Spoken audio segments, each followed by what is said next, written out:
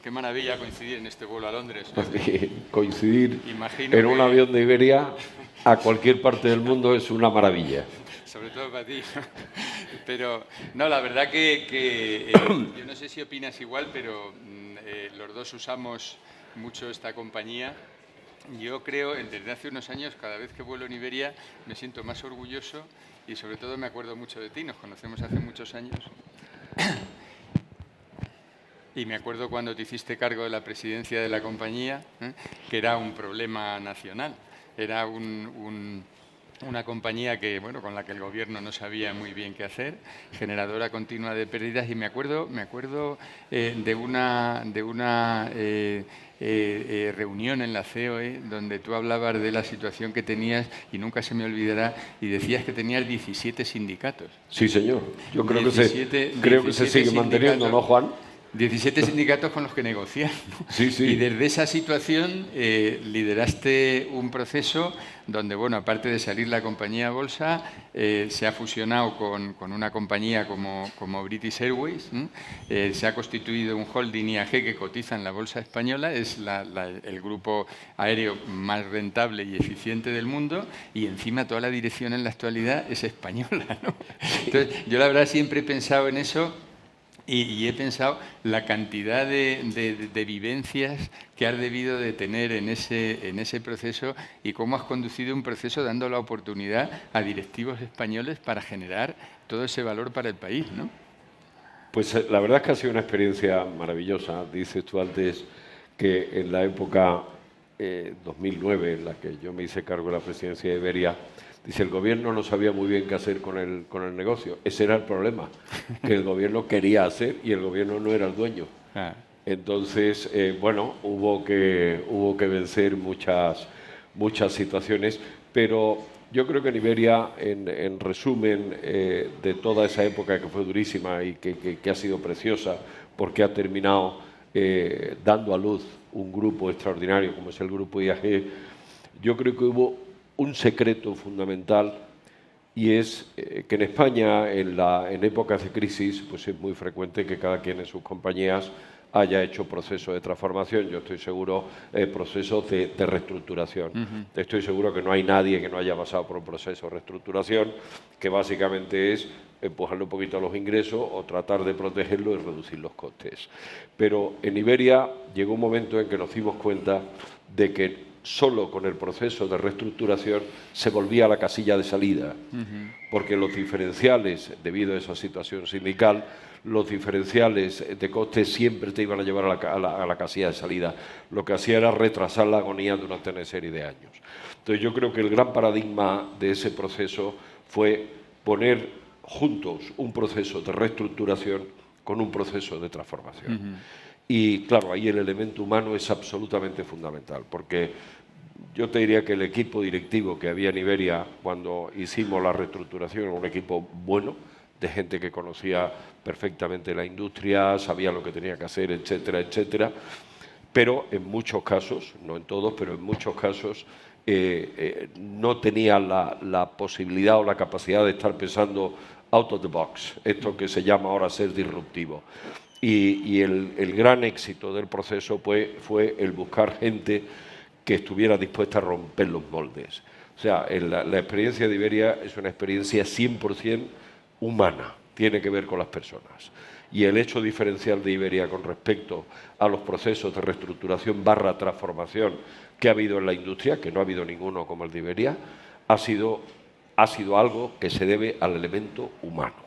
Y ahí hubo una persona fundamental en todo eso, que era jefe de mantenimiento del Nostrum. Cuando empezábamos a hacer la reestructuración de Iberia, después pasó a ser director de operaciones de Vueling, después consejero delegado de Iberia, después presidente de Iberia, y hoy es el CEO del grupo y uno de mis grandes orgullos y de mis grandes amigos, que es Luis Gallego. O sea, Luis fue capaz de crear un equipo. Aquí está Juan Cierco, parte muy importante y muy sustancial de ese equipo. Empezó a crear un equipo from scratch, de la nada, empezó a crear su equipo, y su equipo fue transformando no solo Iberia, sino que ha sido capaz de irradiar como fuente de inspiración cuáles han sido los pasos que había que dar en British Airways y en otras compañías del grupo.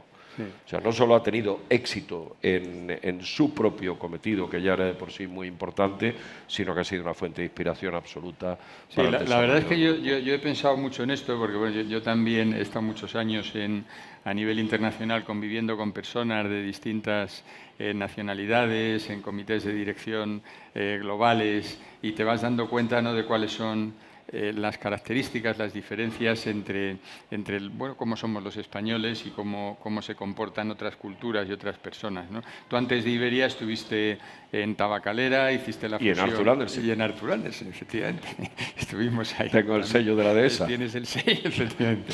La marca de la casa. Sí, señor. Sí, señor. Y tú estuviste en Tabacalera, hiciste la fusión con Altadis. Con Seita. Y luego todo el proceso de venta con Imperial, etcétera. O sea, que además ha sido de las pocas fusiones transnacionales que ha habido. O sea, que tu experiencia es una experiencia, creo que única, ¿eh? ¿Cuáles crees tú que son esas características diferenciales de los directivos españoles con respecto a los de otras nacionalidades? A ver, yo soy poco partidario de hacer un bloque de directivos españoles, lo mismo que lo he sido toda mi vida, tener un departamento de ventas nacional y uno de exportación. Ajá. Porque entiendo que el mundo está lleno de mercado y España es uno. Y el catalogar los directivos españoles es un poco complicado. Ahora, en todo caso, como rasgo y como denominador común, yo lo que me he encontrado es una gente súper preparada, o sea, nadie con... en mi época, claro, yo ya hablaba, José Luis, de 50 años sacando España afuera. Yo he estado los 50 años sacando España afuera, no me ha faltado ninguno. O sea que arranqué hace muchísimos años. Bueno, en mi época un poco el complejo, la asignatura pendiente era el idioma.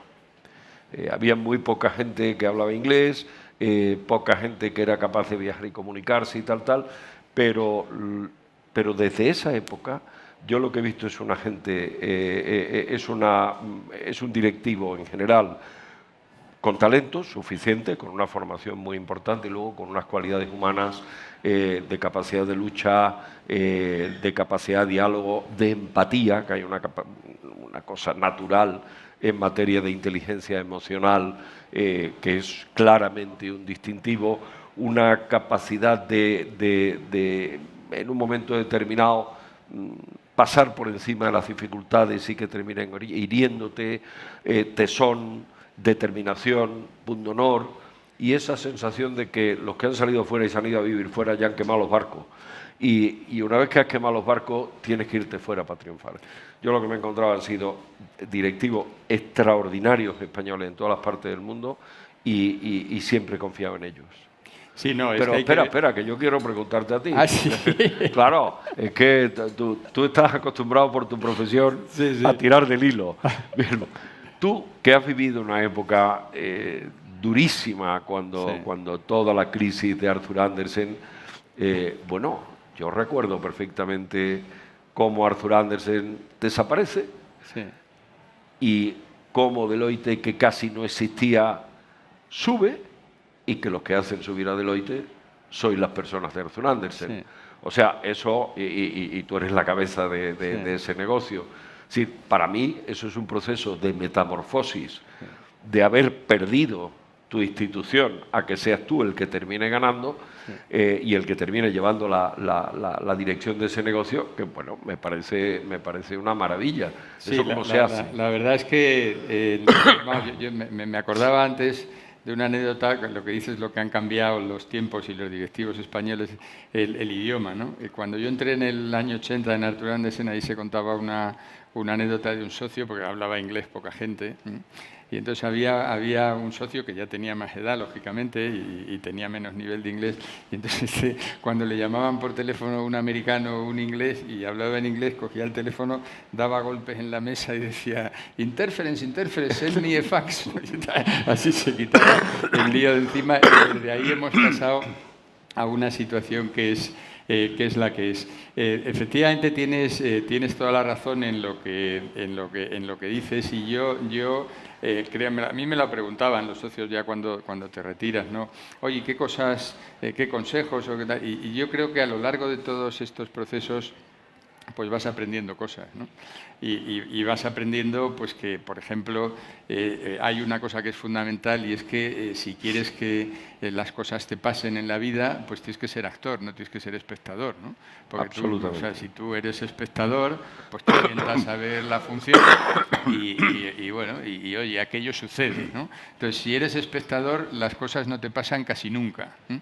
Si eres actor, hay veces que te pasan y hay veces que no te pasan. Así es. Pero si quieres que algo te pase, lo que tienes que hacer es pelear por ello. Y yo creo que esa es una característica de los directivos españoles que probablemente bueno, pues en nuestra generación, que es una generación que viene de una situación política y económica determinada, que es el afán de hacer cosas, el afán de progresar. Y yo, por ejemplo, eso creo que en general, en los casos de...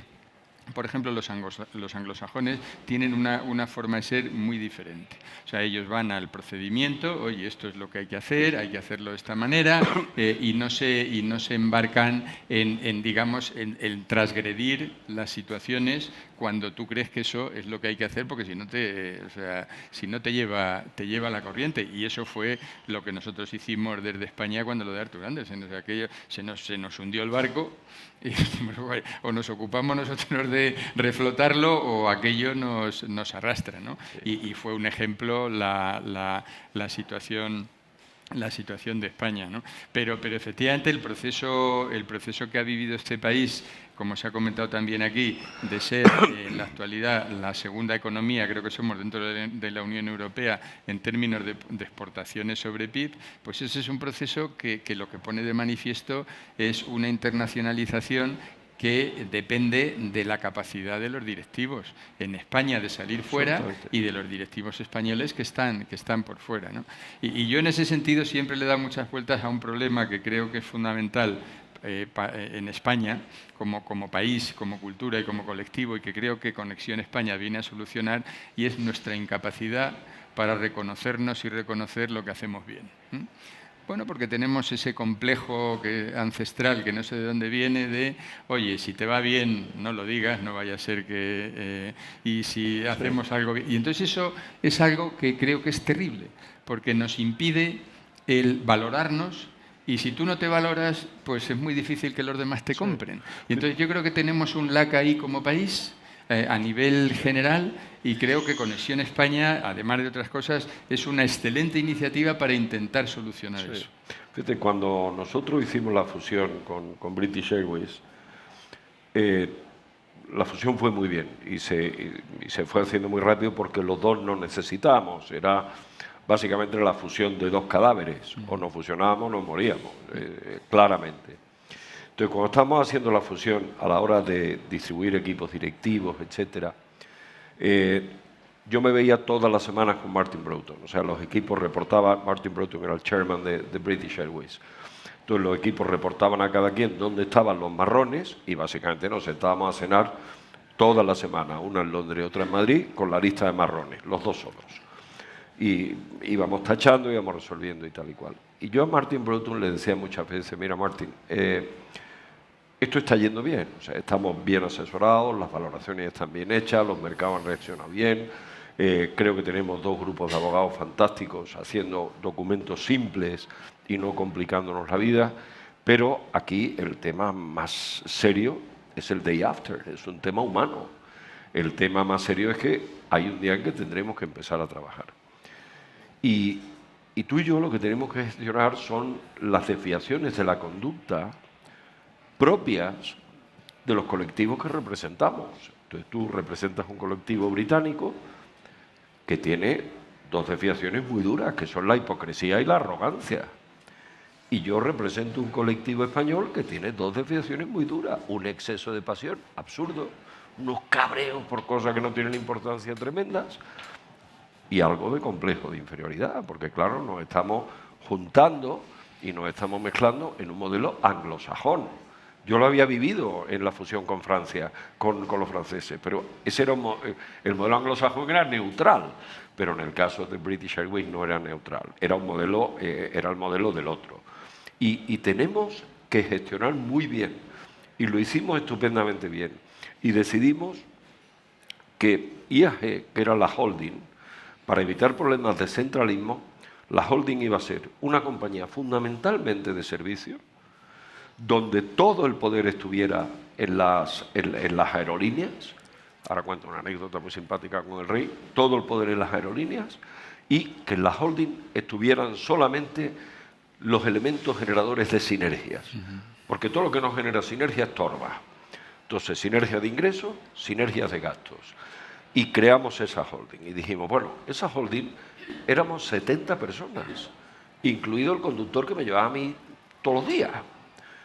70 personas en un colectivo de 60.000 personas. 70 era la holding. Y en la holding decidimos hacer 3 tercios. Un tercio, pues claro, no íbamos a contratar gente fuera teniéndola dentro. Un tercio de gente vino de Iberia, un tercio de gente vino de British Airways y un tercio se buscó en el exterior.